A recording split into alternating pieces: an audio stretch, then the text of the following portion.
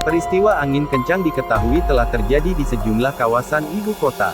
Hujan deras disertai angin kencang tersebut melanda sejumlah wilayah di Jakarta pada Selasa, tanggal 8 Maret tahun 2022.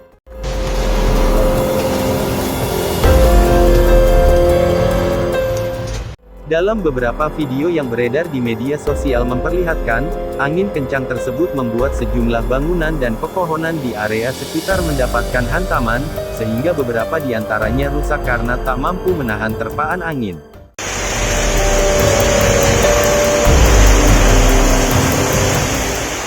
Akibat kejadian tersebut, BPBD DKI Jakarta menyebut sebanyak 8 pohon di lokasi yang berbeda dilaporkan tumbang diterpa angin kencang.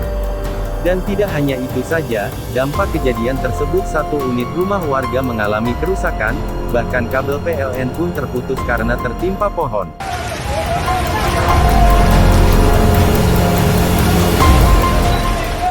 Menurut keterangan berbagai sumber, rumah warga yang rusak berada di Kelurahan Kalisari, Pasar Rebo.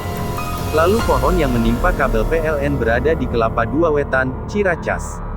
Beruntung, peristiwa ini tidak sampai menimbulkan korban jiwa maupun luka-luka.